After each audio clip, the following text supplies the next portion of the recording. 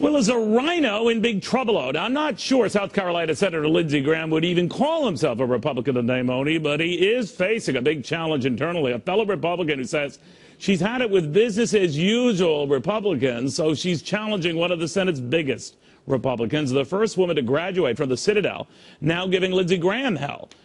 Just why is Nancy Mace doing this? Well, let's ask her. She's here. A quick update for you. We did reach out to Senator Graham, who's traveling, so hopefully he will soon be here himself. But back to Ms. Mace, going upstream to challenge the mainstream. You're not the first. Obviously, this is a big trend now among a dozen Republicans who are all facing, in one way, shape, or form, intra-party challengers.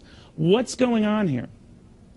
Well, thank you, Neil, first of all, for having me on your program this afternoon. This weekend, I made the announcement that I would run for the United States Senate in South Carolina in my hometown of Goose Creek, and I was honored to do it there. The decision to run for the United States Senate is a big one. It's serious business. But what I have done over the last couple of weeks and months is talk to people across South Carolina. And I've heard from people around the country about their frustrations. And what I'm hearing from people right now is that they believe Washington is out of touch with everyday Americans. And they believe that Washington, the elitists in D.C., think that they know better than the people. And so I haven't lost hope, and I don't think South Carolinians have either. And what I have told folks is that the only way to change Washington is to change who you send to Washington. Well, let me ask you then, in your role as the first woman graduate of the Citadel, your father a brigadier general, your two brothers West Point graduates, I mean, you're as pure military and as heroic in that term as any Republican, certainly any Democrat. Now, Lindsey Graham is saying that these latest threats to our embassies vindicate the type of programs we have at the NSA and elsewhere to go after bad guys. Do you agree with that? Well, I'm not privy to all of the intelligence about what's happening overseas right now, but a couple of things. First off, if American interests and Americans are at threat right now, then we should be doing everything we can to protect our interests and Americans, whether it's here at home or overseas.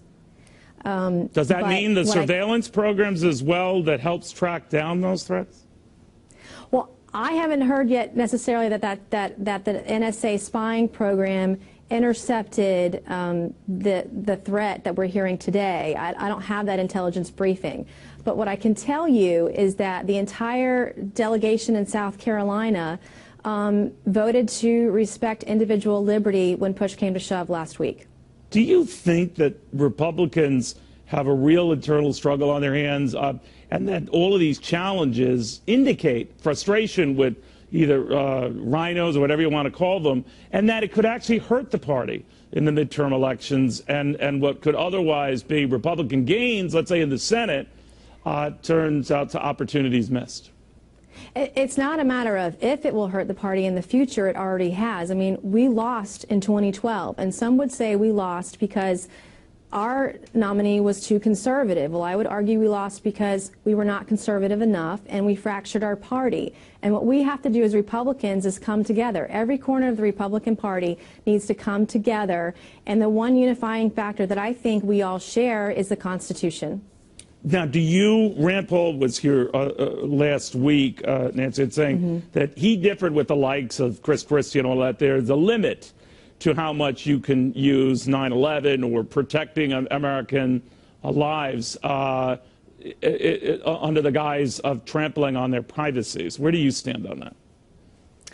Well, I would agree with that sentiment, as did the rest of the South Carolina delegation last week when they voted on it. I mean, I don't know that you can secure our country 100% of the time.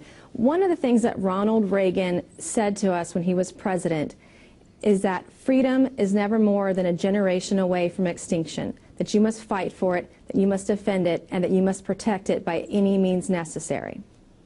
All right. That could be interpreted both ways, the Christie way, the Rand Paul way. No, absolutely both ways. But I think we have to be able to secure our country and also protect our liberties. Okay.